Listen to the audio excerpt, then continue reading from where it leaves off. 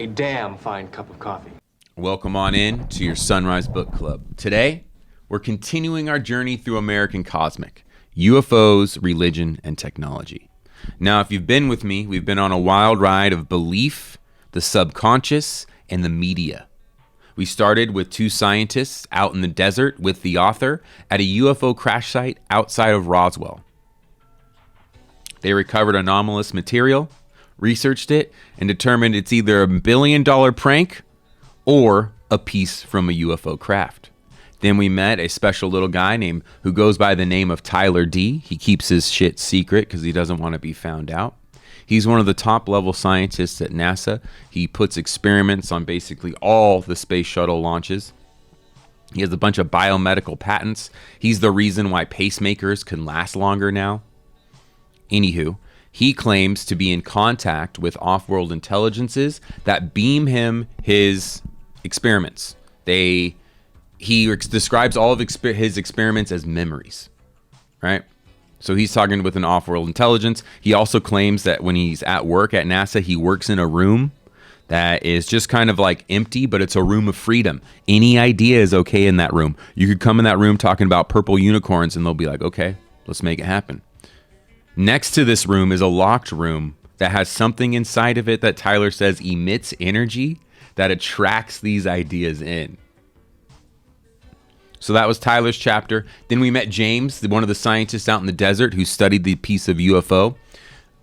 Master of the multiverse, that's one of his things of study. Been experiencing UFOs all his life.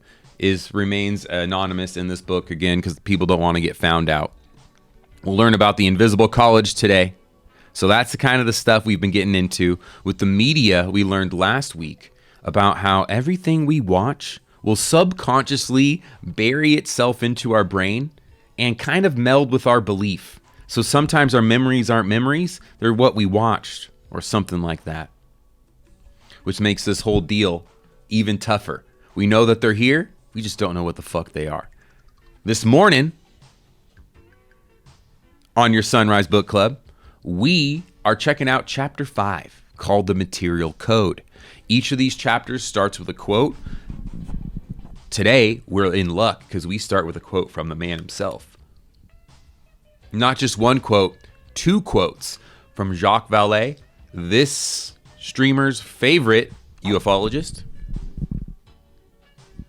The phenomena has a technological basis, but we cannot ignore the fact that the emotions it generates in witnesses are religious. Quote 2.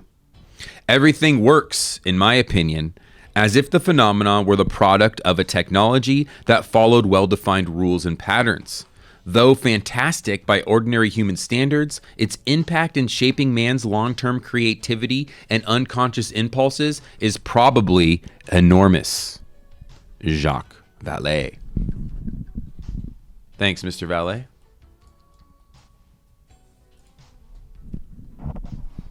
Driving back home from Big Sur to San Francisco, Jacques Vallée, Robbie Graham, and I stopped for lunch at a dockside restaurant in Santa Cruz.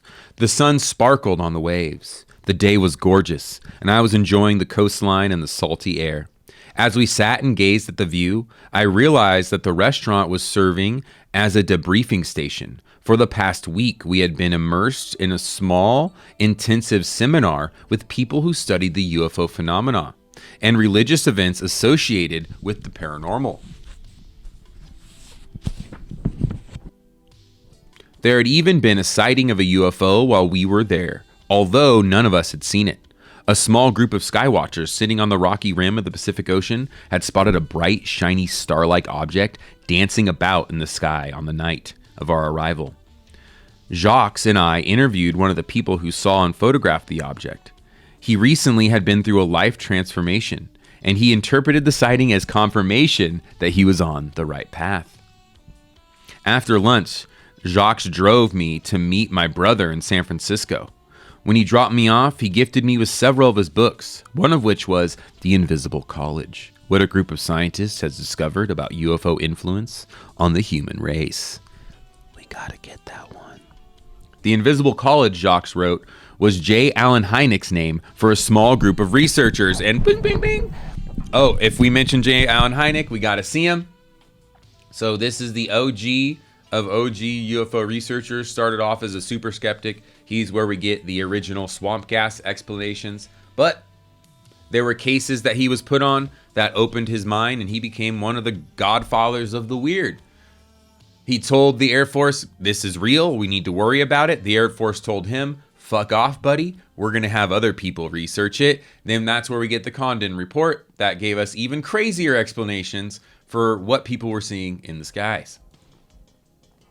But Alan J. Hynek, hero of the weird in ufology.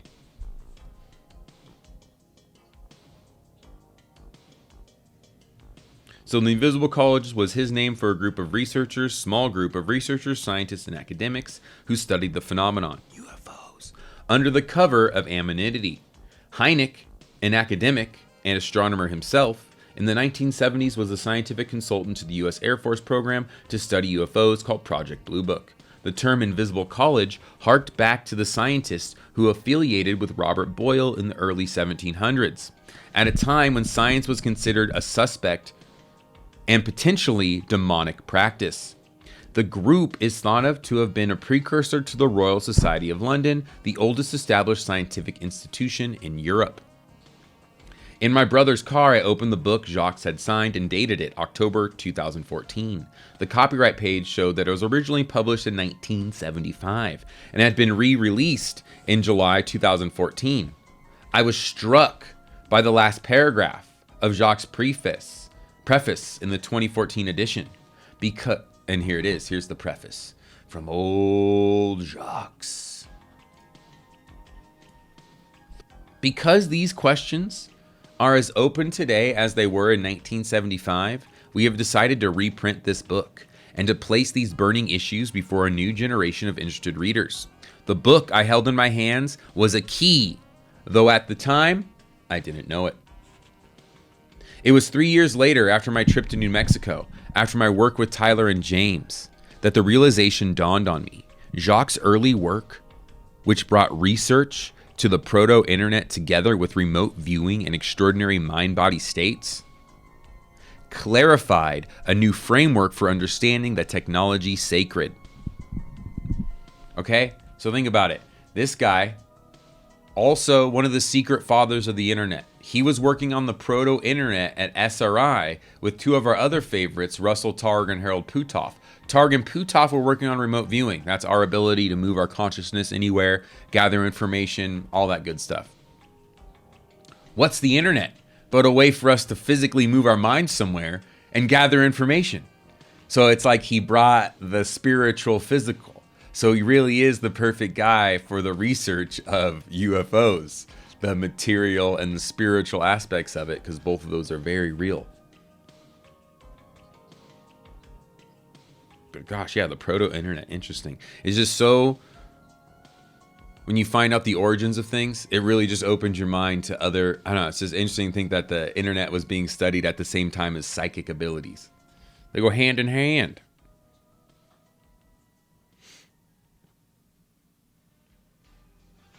On the one hand, the emergence of the internet and cyberspace spawned a lexicon that used sacred and spiritual terminology.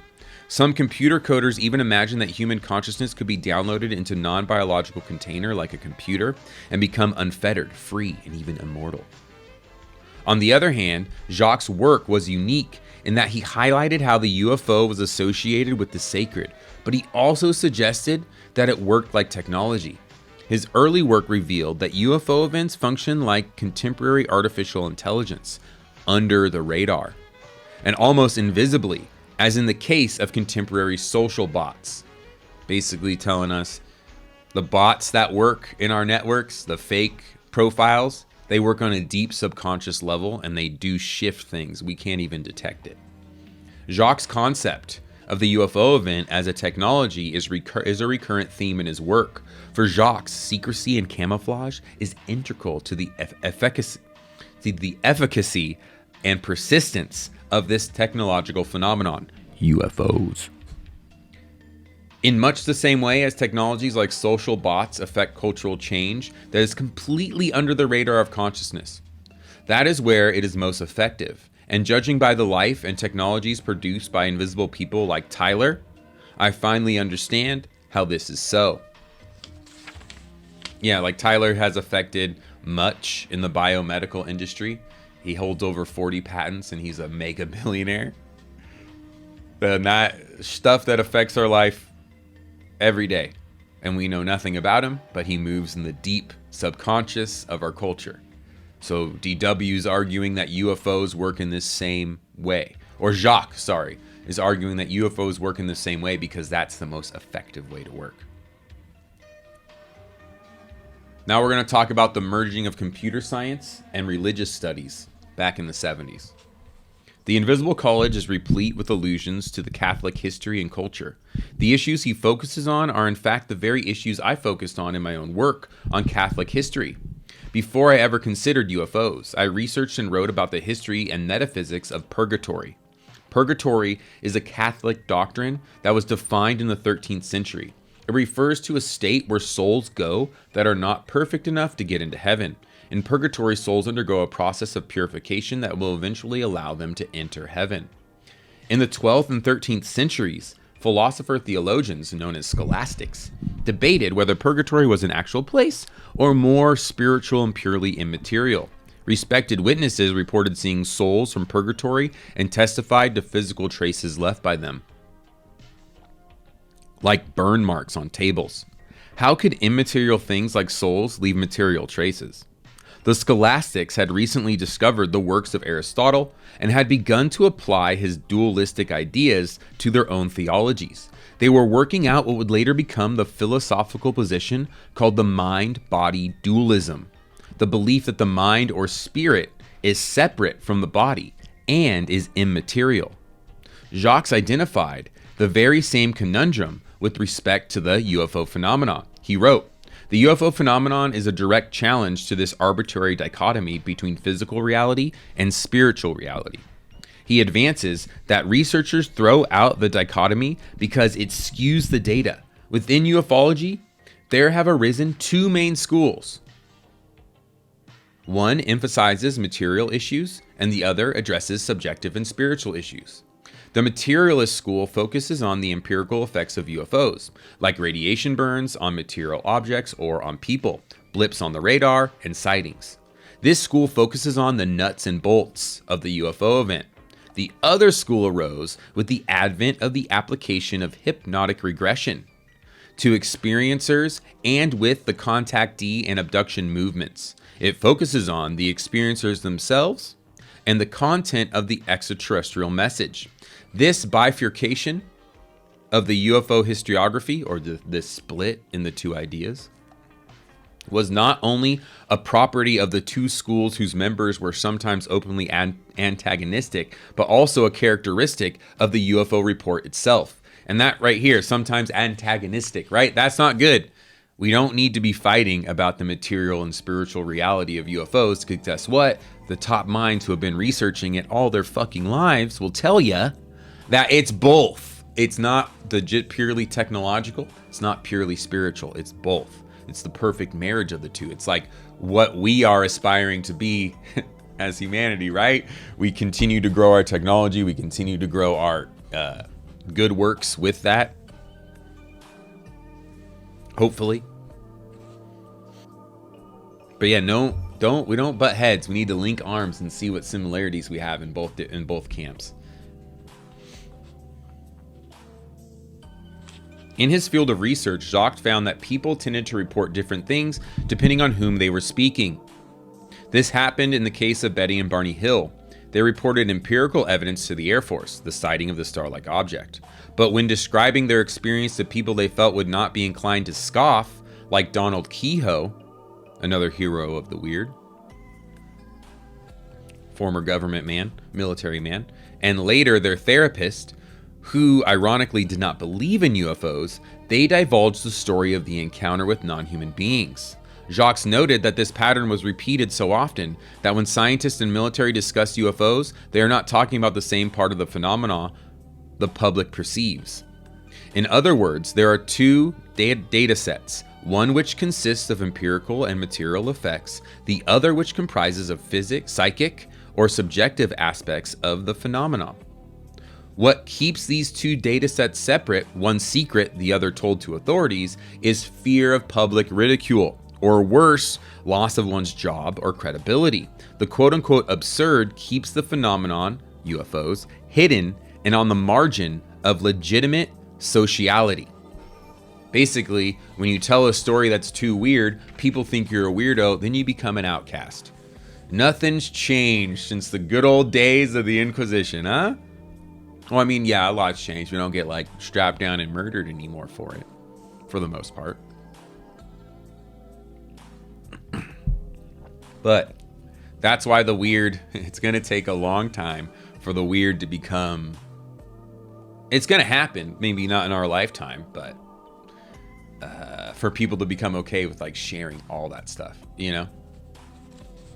So DW also talks about how in her research into Catholic historiography, that same thing happens that's been happening in the UFO community, right? We have devotional Catholics who more believe like in personal miracles, worshiping, like, you know, praying to the Sacred Heart of Jesus, the Virgin Mary, the Rosary, saying the Rosary and all that stuff. And then there's more scriptural, by the book, devotional being the more like, if you were looking at the UFO argument, being the more spiritual UFO side, scriptural being the more nuts and bolts part of it.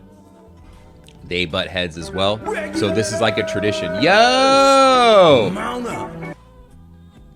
Soy 16, welcome in. I can't buy Lalasoy. What up, bro? Good, welcome on in.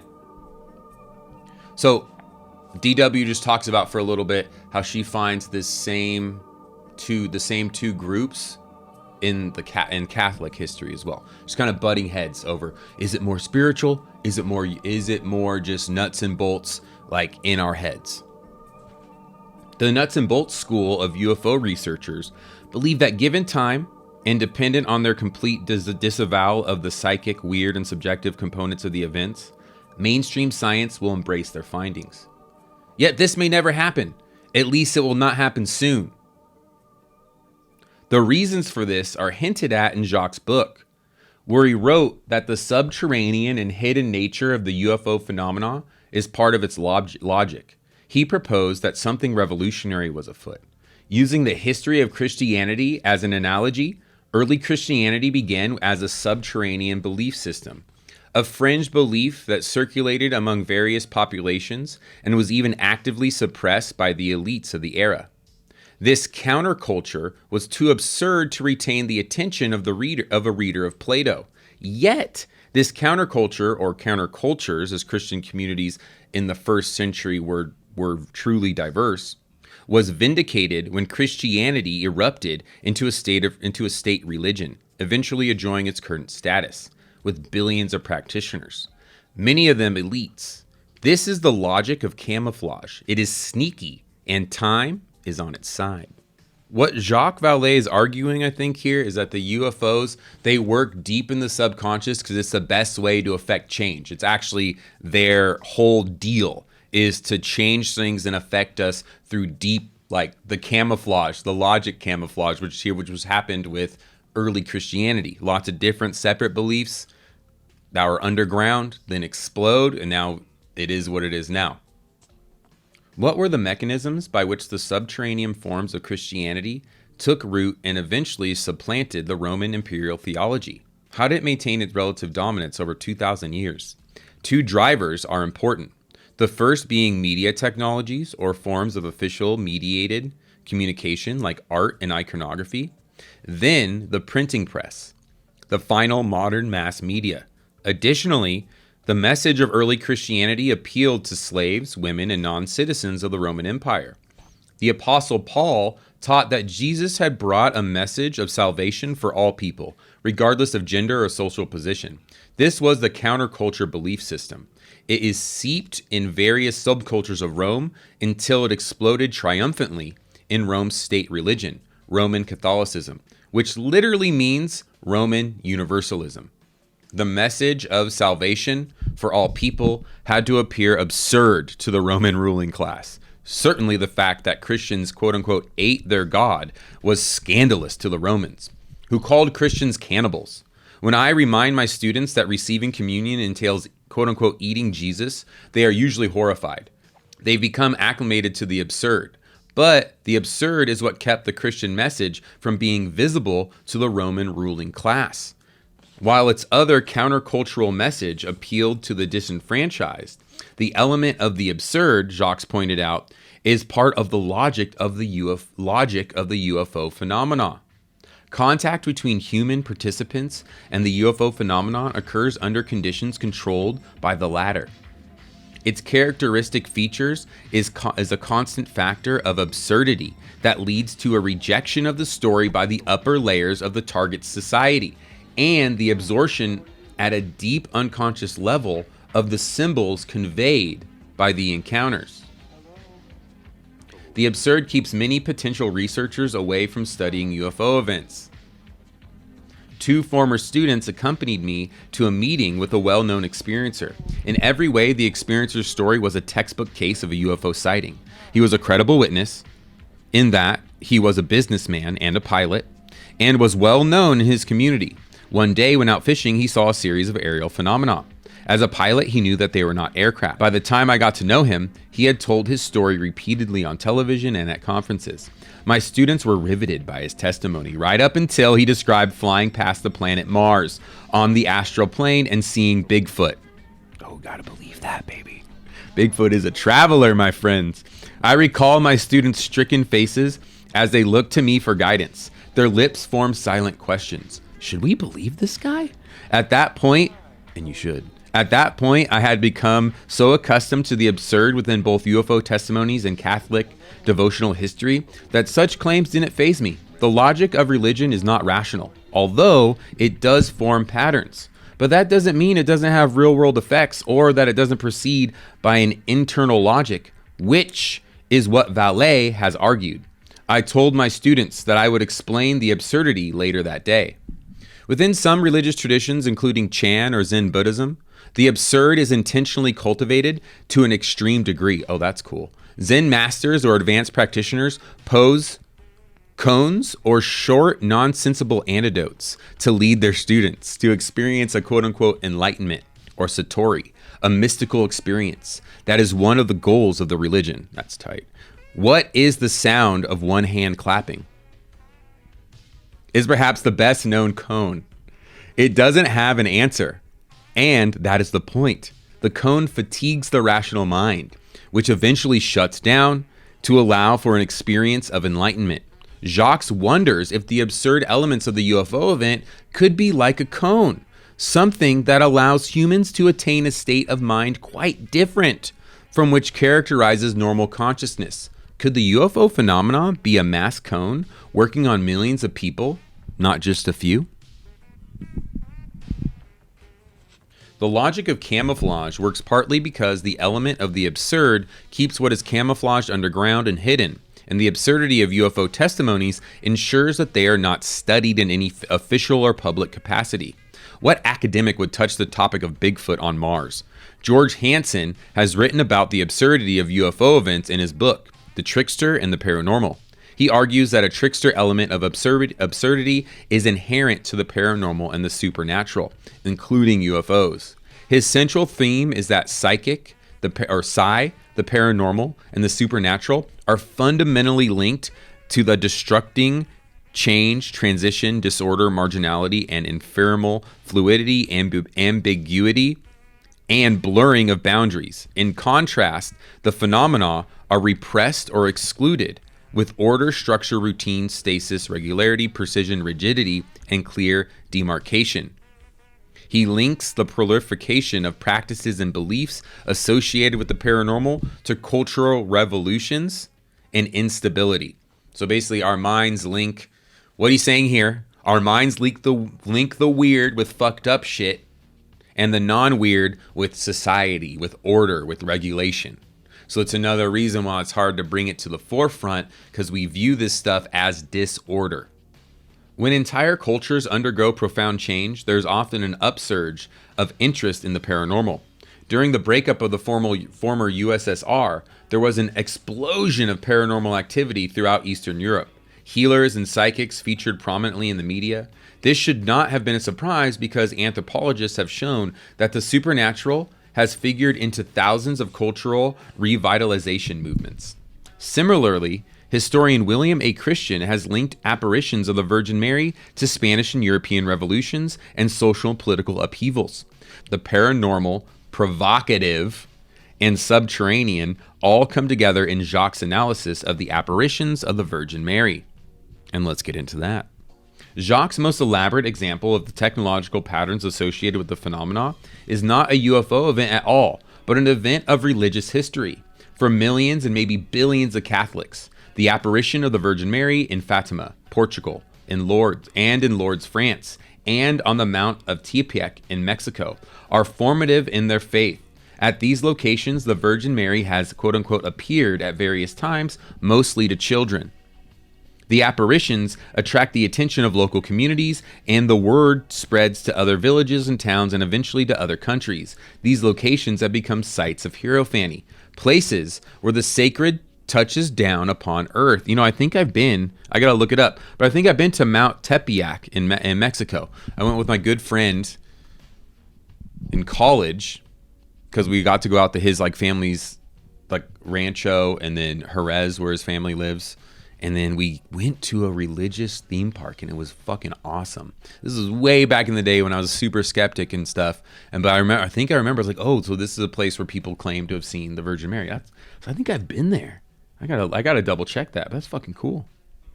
But it's a site of hierophany. Remember, hierophany is where a site where something paranormal that's associated with a religious movement happens. It's where the sacred touches down upon earth.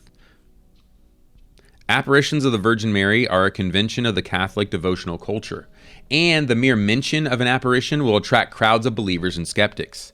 The convention, as a spiritual genre, is so well known among the general population that it has spawned parodies and even major films. In The Invisible College, Jacques rereads several of the original sources about the apparitions that occurred in Fatima and Lourdes, and places these within a tradition that includes modern UFO events. In other words, he performs a biblical UFO interpretation, somewhat like Eddie W.'s interpretation of the Bible, quoted earlier. Jacques' interpretation, however, is different in important ways. Jacques is not claiming that the apparitions are UFO events, or conversely, that the modern UFO events are apparitions. He ceases to define what they are, and that's what we love here. No one knows what they are. Don't try and define it, and instead breaks them down into their constructive parts, noting their patterns, which he then graphs. He places these data points side by side in a table that he calls Morphology of Miracles.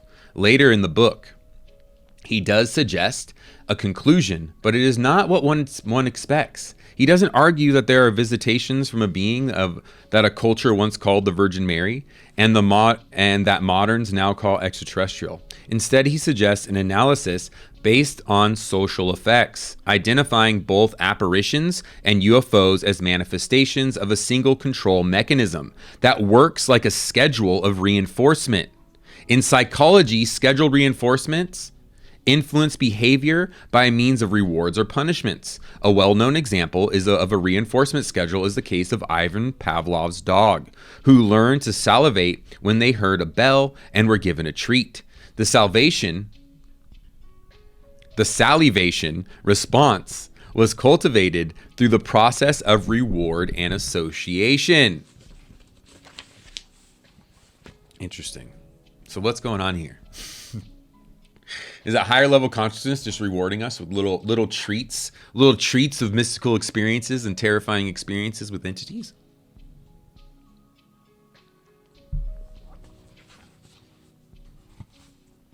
Within Catholic devotional culture, one of the most important events in the history of the faith is the appearance of the mother of Jesus, the Virgin Mary, to 3 poor children in Fatima, Portugal in 1917. The apparition has received the official sanction of the Catholic Church, and several popes have expressed open devotion to Our Lady of Fatima, as she is called. Pope John Paul II believed that the lady saved him from death when there was an attempt on his life on May 13th, 1981. May 13th was when the lady first appeared to 3 young children, and the Pope was doubtless aware of the date. He later put the bullet that almost killed him into the crown of a statue of Our Lady Fatima. Oh, that's badass. Here's the bullet, motherfucker.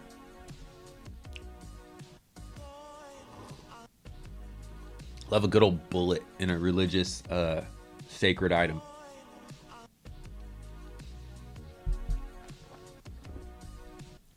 Very, very Warhammer, I feel. The children reported seeing the apparition 6 times in all. The culminating event was the miracle of the sun, witnessed by thousands of people, including avowed skeptics. On October 13th, 1917, the Portuguese media covered the event and captured the phenomenon with photographs. Although the story of Fatima is known by almost all Catholics and even to millions of non-Catholics, Jacques notes that the actual events are mostly unknown and have been changed through media over time. Few people realize. The entire sequence of observations of an entity thought to be the Holy Virgin had begun 2 years previously with a fairly classical sequence of UFO sightings. The BVM, Blessed Virgin Mary, love that abbreviation for the Blessed Virgin. Blessed Virgin Mary may dress in golden robes and smile radiantly to children, but the technology which she uses is indistinguishable from that of gods or goddesses of either tongues and garb. Gods and goddesses of other tongues and garb. It is also indistinguishable from the technology surrounding the UFO phenomenon. So he's just saying the events make it a pretty normal, a pretty standard apparition event across all different cultures and religions and through history. They report this same type of thing. The technology includes recurring images, Jung would say archetypes, and elements including the arrival of a shining being in a small sphere, much like the spheres described by Alison Krauss. Spinning aerial discs, humming noises, heat effects, healing phenomena, some people witnessing it while others do not, as when Eddie W. saw the saucers and his wife did not, and the message of the beings, which seems absurd and often includes the injunction to remain silent. Hear the secrets of Fatima. Yeah, that's what the Virgin Mary told everyone to read. But that goes back with what they were talking about with the cones, right? The getting enlightenment through something absurd, like the question, what sound does one hand clapping make?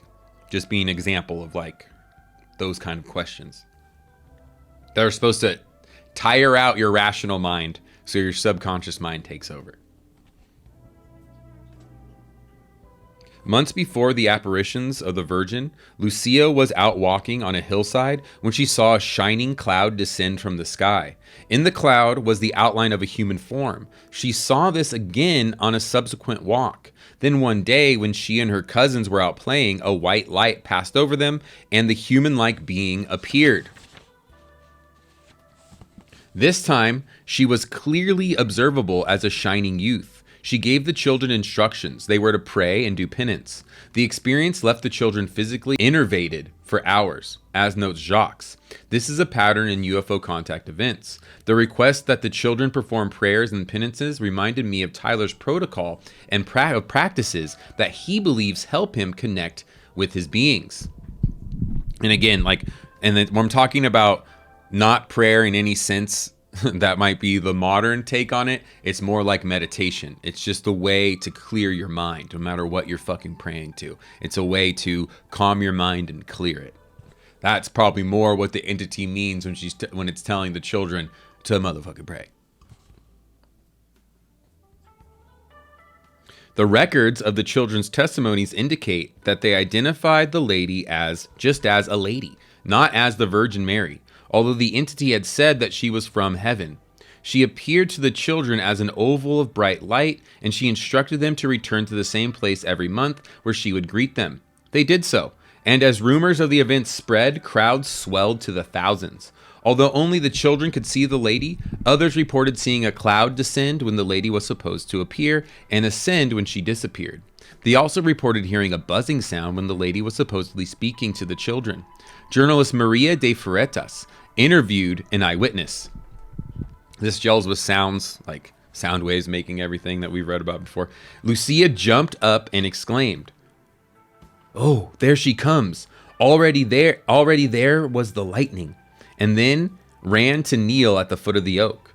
"And you didn't see anything?" De Freitas asked. "Me? No, ma'am." So this person describing their friends saw something. They didn't see shit. And no one boasted about seeing the lightning.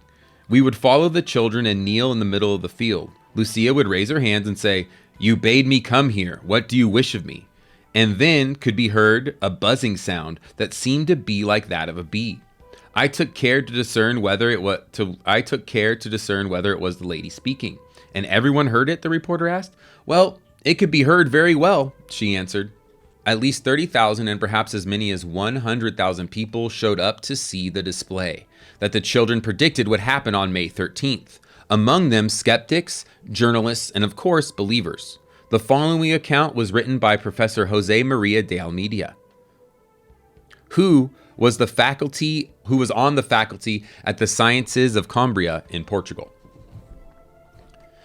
It must have been 1:30 p.m. when there arose, at the exact spot where the children were, a column of smoke, thin, fine, and bluish, which extended up to perhaps 2 meters above their heads and evaporated at that height.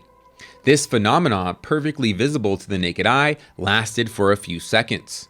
The sky, which had been overcast all day, suddenly cleared. The rain stopped. It looked as if the sun were about to fill with light the countryside that the wintry morning had made so gloomy.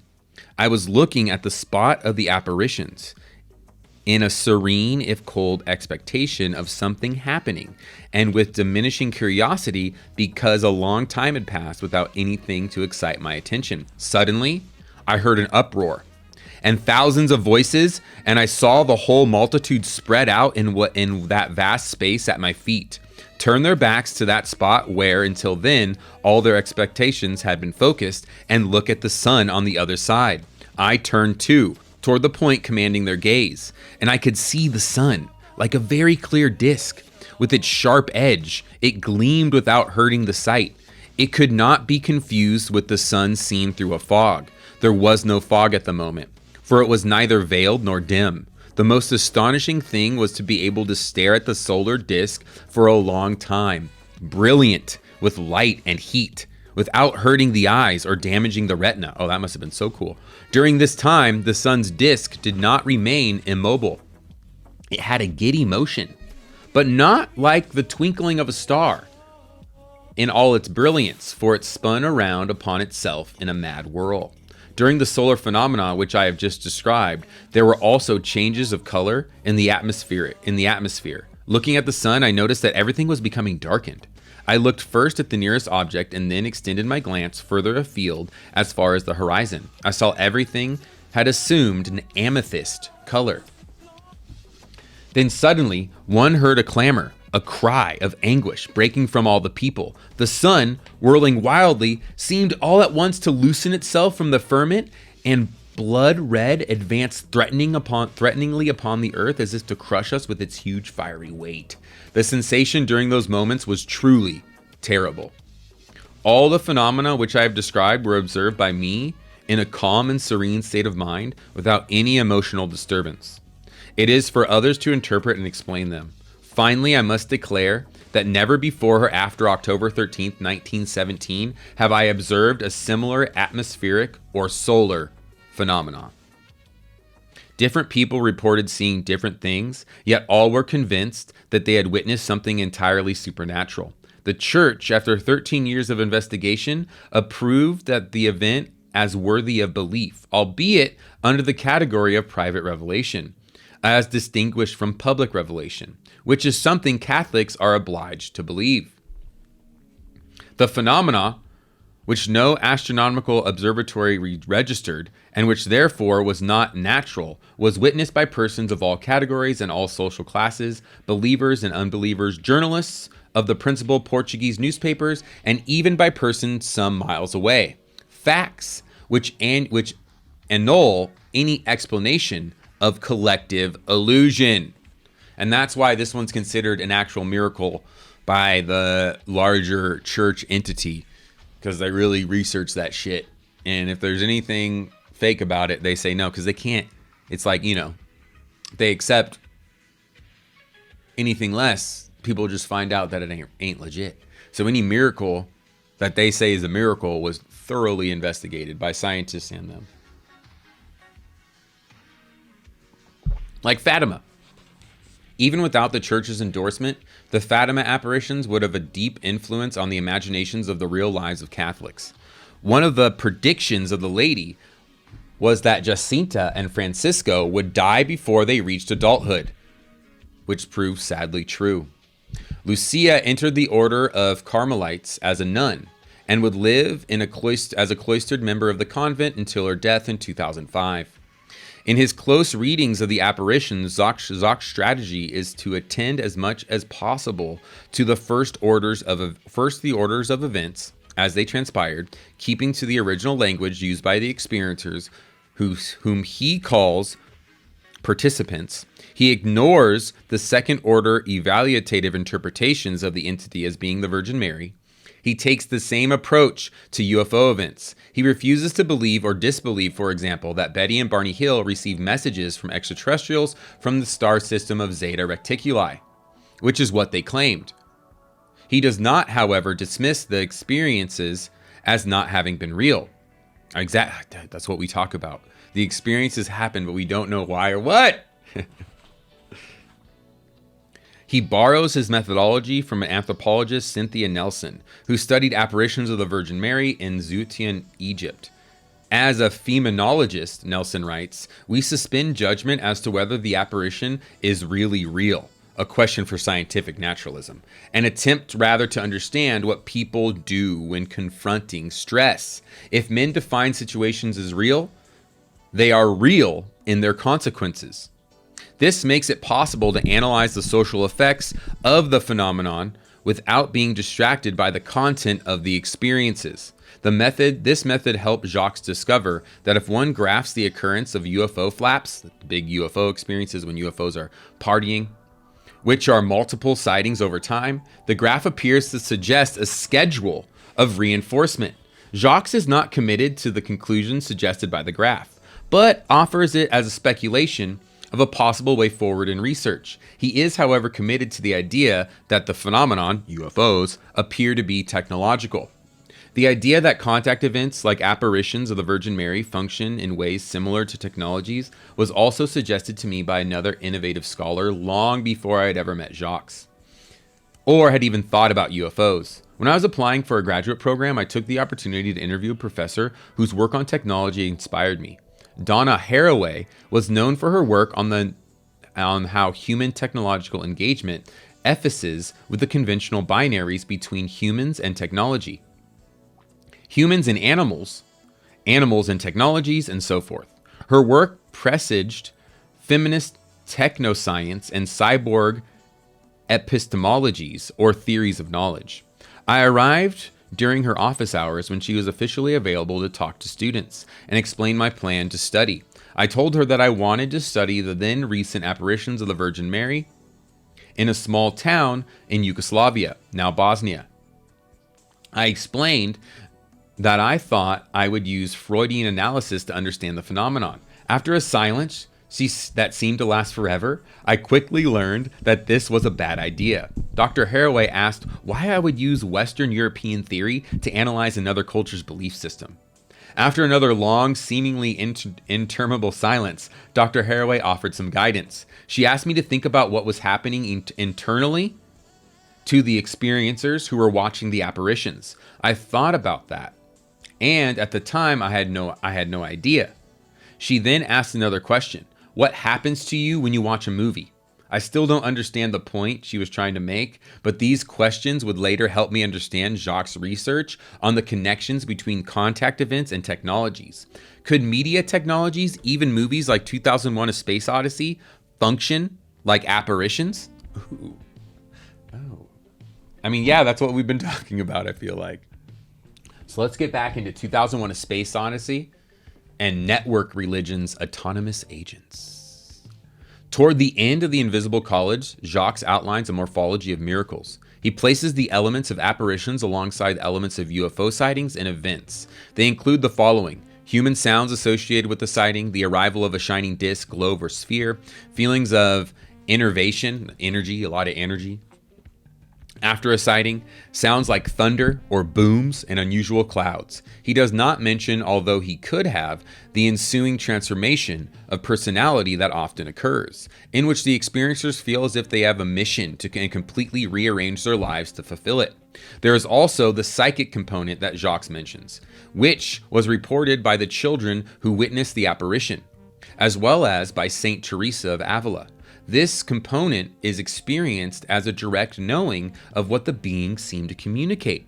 It is as if the beings somehow get inside the heads of the experiencers, as if there are no barriers between them, because they talk in their minds. They're psychic communicators. In the 1970s, Jacques offered technology studies as a possible explanatory framework for these odd events and strange patterns of effects. Subsequent research in the interdisciplinary studies of embedded and extended cognitions has sharpened the frame that Jacques constructed. The work of scientists like Andy Clark helps frame the psychic elements of the percipient's experiences. Clark challenges the conventional assumption that what happens in the mind originates there. Yeah, what happens in our mind originates outside of our minds. He argues that cognition or thinking or what's in our heads is not bounded by the skull. Instead, cognitive systems may include both non-neural parts of the body and even beyond the body environment. The idea that technologies and other tools can extend human mental capacities is not new. Marshall McLuhan aired this proposition in the 1950s. What is new is the recognition of an autonomy that technologies have achieved, or probably already had all along. This autonomy is now supercharged by the technology's ability to program themselves. As I write this, the headlines are abuzz with news of the social media site Facebook shut down 2 social robots that had created their own language that was unknown to their human creators. Media technologies inhabit human consciousnesses in ways that have been largely unacknowledged and in ways that are disturbingly autonomous. It's an entity, folks. This research, supplemented by neuroscientist Zach's analysis of the film's impact on cognition in the film's 2001: A Space Odyssey, helps make the connection between events like apparitions and UFO sightings and media technologies. Both movies and sightings are quote-unquote events, in that they have distinct beginnings and endings. Zach's research indicates that people cognize some media or film events in ways that are similar to real-life events, aka when we watch something like we talked about at the beginning, this is what the whole last chapter was about. Sometimes it becomes real to us. It becomes part of our minds. We will remember it as real. In Clark's book, The Monolith, and then that's 2001: A Space Odyssey, Arthur C. Clarke's book, 2001: A Space Odyssey, the monolith is described as exuding a humming noise. When the monolith appears in the opening scenes of the movie, in the soundtrack, we hear Richard Strauss's Tone poem. Also Sprach Zarathustra, whatever that is. It begins with humming and leads, so that's the song that we hear at the beginning. It's called Sprach Zarathustra. It begins with a humming and leads into a methodic drumming sound. In each scene in which the monolith appears, so does some form of humming, like when the Virgin Mary appeared to the kids. Technology is a constant feature in the movie, in which the artificial intelligence is named Hal, whose autonomy turns out to be deadly. The climax of the film reveals a baby, possibly within a shining object or sphere. The appearance of the baby perhaps signifies the transformation of the main character, astronaut David Bowman. It's all there. The glowing sphere, the humming noise, the strange artifact, and the transformation. Placed within the context of human technology networks, the film could certainly function like a mass apparition or UFO sighting. Haraway's question clarified this connection. The movie contains the elements of the UFO event and leverages them better than a real-life event could, reaching millions of people with its visual film experience. But it's not just a virtual experience provided courtesy of a celluloid and bytes. It is a real experience. We know that media can bypass the conscious mind and flow straight into the unconscious mind, where it forms memories and occupies its own place. This suggests that the realism of fictional characters and narratives must be re-examined. first as actors within the unconscious, but also as potentially real and autonomous agents. The psychic component of UFO and apparitional events, once experienced by the few, can now be experienced by millions due to media technologies.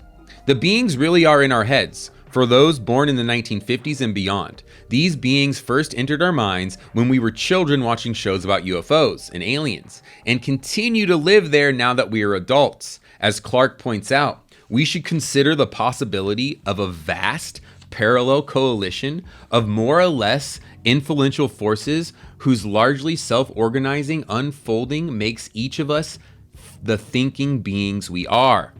What?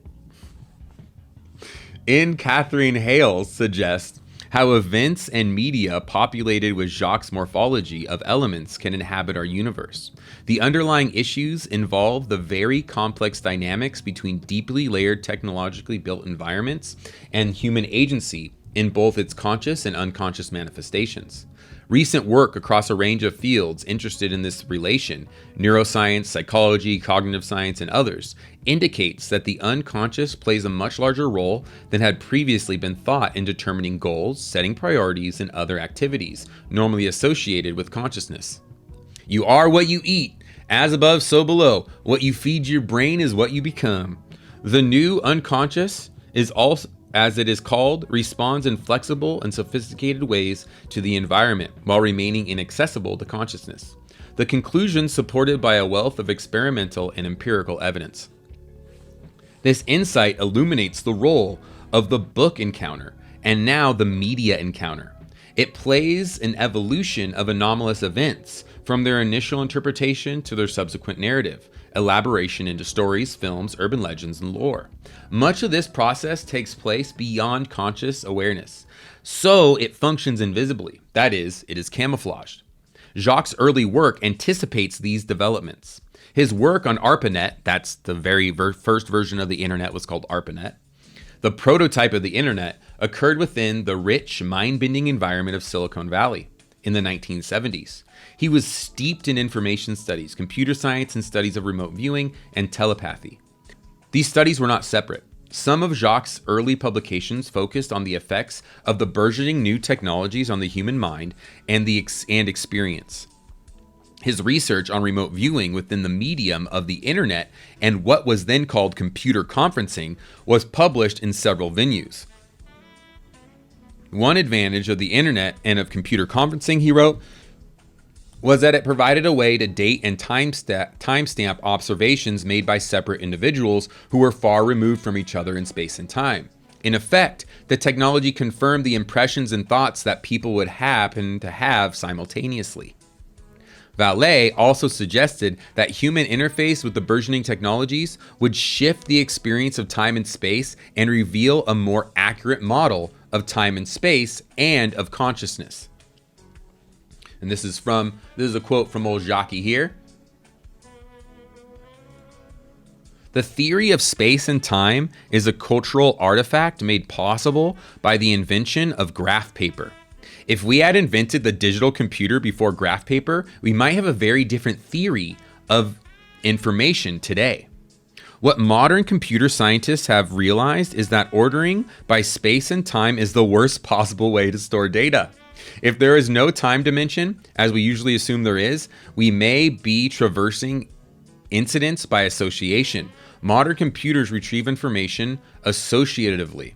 If we live in the associative universe of the software scientists rather than in the Cartesian sequential universe of the space-time physicist, then miracles are no longer irrational events. At a time when we are beginning to suspect that computer-based network communication may create altered states conducive to psychic functioning. The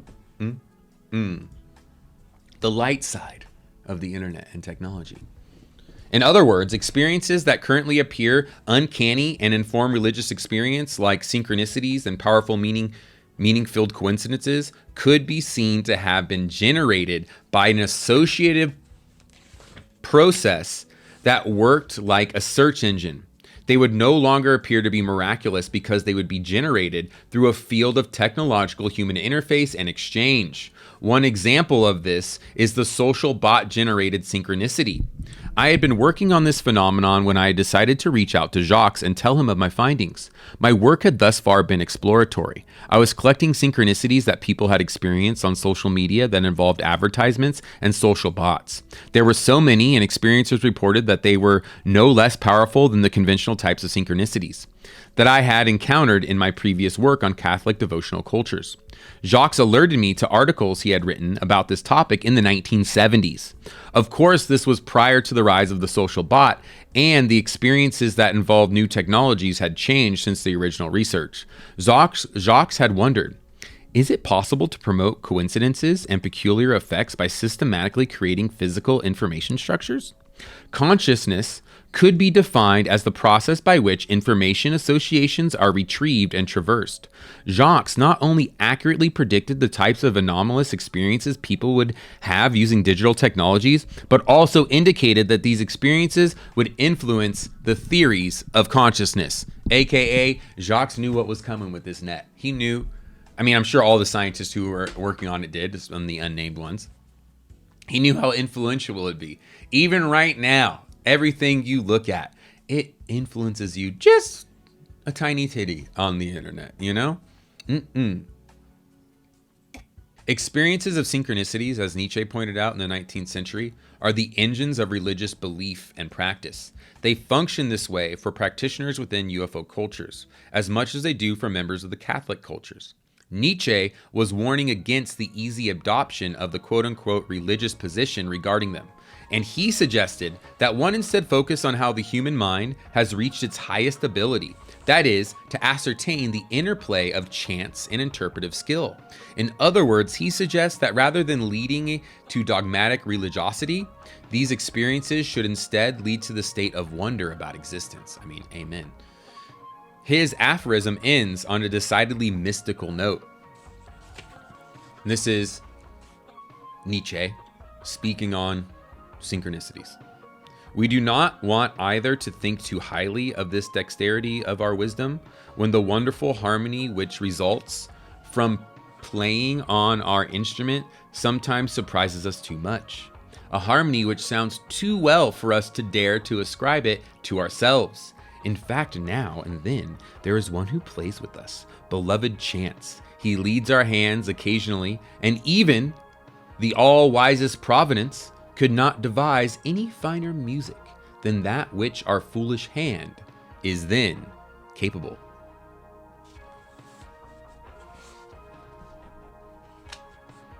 For Nietzsche, chance assumes the role of providence. Even as he naturalizes the powerful experience of synchronicity, he elevates chance and highlights the truly uncanny experience that it can produce. An experience so strange that one hesitates to attribute it to human action or causal events. Like David Stennett, Jacques naturalizes synchronicities. For Jacques in particular, synchronicities reveal the reality that consciousness is based on information. Jacques writes, "If you believe that the universe is a universe of quote-unquote information, then you should expect coincidences. You should expect, since we are in an information machine, that's what our brain is. It's primarily an information machine. And consciousness gives us the illusion of a physical world. And there is an illusion of time. If this is the case, then you can expect coincidences. It's like putting a keyword into Google or Yahoo. You put it in and get a lot of relevant information back. That doesn't seem strange to me because that is the way information has been organized. Maybe the universe is the same way. If it is this way, then coincidences are nothing strange. It is just an indication that this is the way the universe functions." Jacques' early work and worldview presaged what would arrive in the 1990s and beyond, the biotechnical imaginaries promoted by synthetic biologists of Silicon Valley, their financial backers, noting that bioengineers affirm that life can and should be treated as programmable matter. Scholar Gaiman Bennett writes that the language and assumptions of contemporary synthetic and biotechnologists now appear unsurprising as the success of industries of biotechnologies help their associated ideologies and worldviews become accepted. When bioengineer Drew Indy had quote-unquote playfully shown that cells could be made to store information in a manner reminiscent of binary code, it appeared that the code of matter had finally been cracked. Life, matter, and bodies did indeed appear, as Jacques suggested, to function like computers. Echoing Hales and other critics, Bennett writes that the biotechnologists took information to be fundamentally immaterial. Although this assumption is incorrect, that does not mean that it is wrong to say that matter functions like a code or like information. That's why it gets so muddy when we talk about the simulation theory. No one knows the actual truth of that matter. No one could tell you the balls to the wall, nuts and bolts truth of it. We only know that it definitely feels like one, and in ways that we have yet to truly understand it is.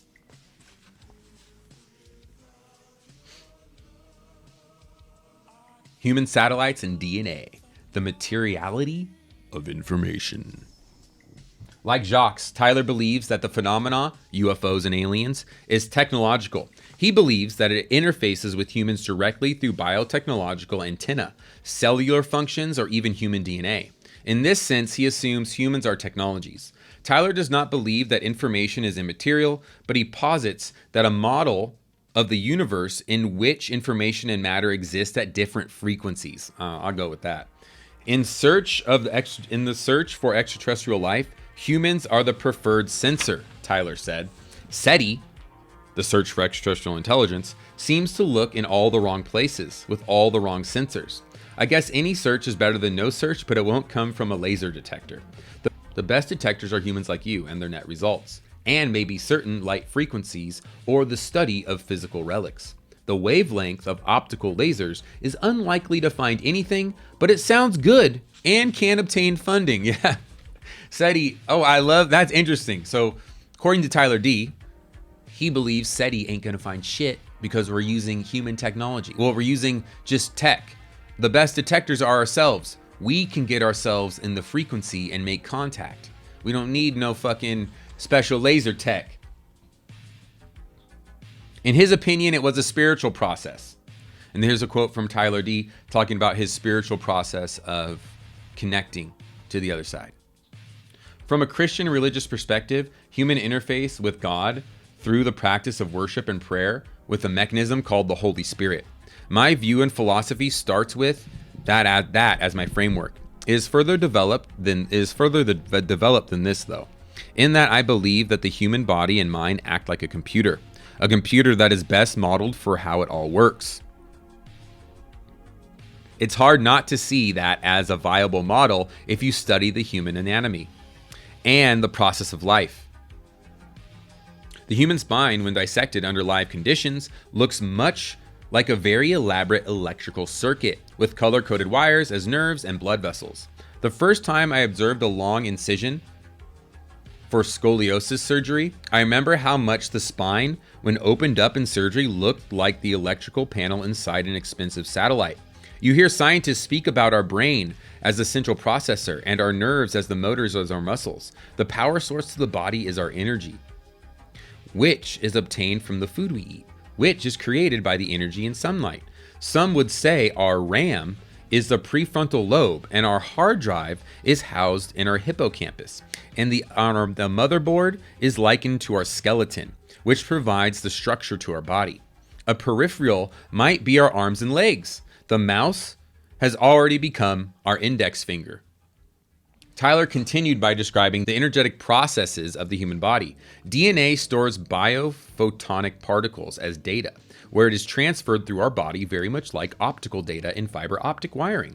When human DNA, as a molecule, is stretched out, it is about 2 meters long, so that it has a natural frequency of 150 megahertz. DNA also has a code which follows the same logic and rules as human language as it relates to syntax, semantics, and grammar. If true, this leads one to assume that we have a programmable body via DNA. If we assume this model of human physiology, then it's reasonable to think the human body, given its computer-like functions, could act as a transmitter. and receiver, not much different than our home computers and Wi-Fi systems, where the internet source enters our houses either through a hardwired fiber network or a satellite signal, wherein the data is then processed and used within our homes through our routers and radio frequency signals. It's interesting that the natural frequency of our DNA is similar to that of the frequency used for satellite communications.